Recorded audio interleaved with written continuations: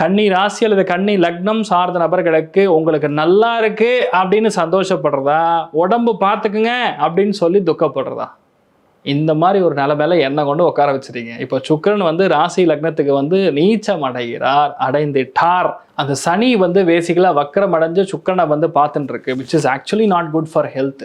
மெயினாக பெண்களுடைய ஹெல்த் கவனமாக இருக்கணும். சில பேருக்கு பயங்கர ஜலதோஷம் பிடிச்சிக்கும், சில பேருக்கு நரம்புகள் பாதிப்பு, வயிறு உபாதைகள் இதெல்லாம் கண்டிப்பாக கொடுக்கும்.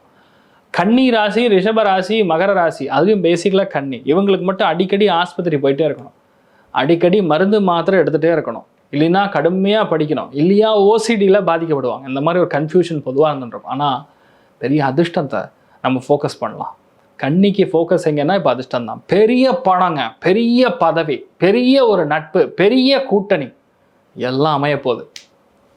கன்னி ராசியில் பிறந்திருக்கக்கூடிய நிறைய நண்பர்களுக்கு பெரிய ஏற்றம், நண்பர்கள் மூலியமாக ஏற்றம், மூத்தவங்க மூலியமாக ஏற்றம், எதிர்பார்க்காத பெரிய ஒரு கிஃப்ட் வரப்போகிறது, பெரிய பதவி வரப்போகுது, ப்ரமோஷன் வரப்போகுது, சலுகை கிடைக்க போகுது, நிறைய பேருக்கு திருமணங்கள் ஏற்பட போகிறது, லாபத்தின் மூலியமாக ஒரு சந்தோஷம் கொடுக்கும், பிஸ்னஸில் கொடிகட்டி பறக்க போகிறீங்க. அடுத்த 4 மாதம் ஆர்டர் பிச்சுக்கும்.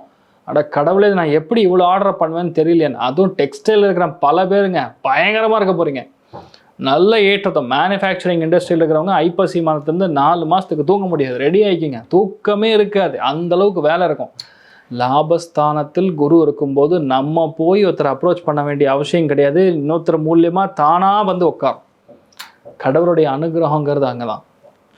அதனால பார்த்தீங்கன்னா இந்த ராவணாசுரன் வந்து தன் பையனுடைய ஜாதகம் எல்லாமே லாபஸ்தானத்தில் உட்காந்துருக்கணும்னு பிளான் பண்ணியிருப்பார். ரீசன் அதுதான். ஸோ இந்த டைமில் உங்களுக்கு நிறைய நல்ல விஷயங்கள் நடக்கப்படுறது, எதிர்பாராத பல நல்ல காரியங்கள் நடக்கப்படுறது.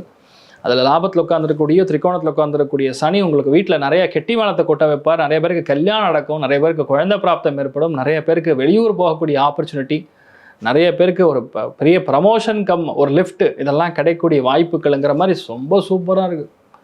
Nothing to worry.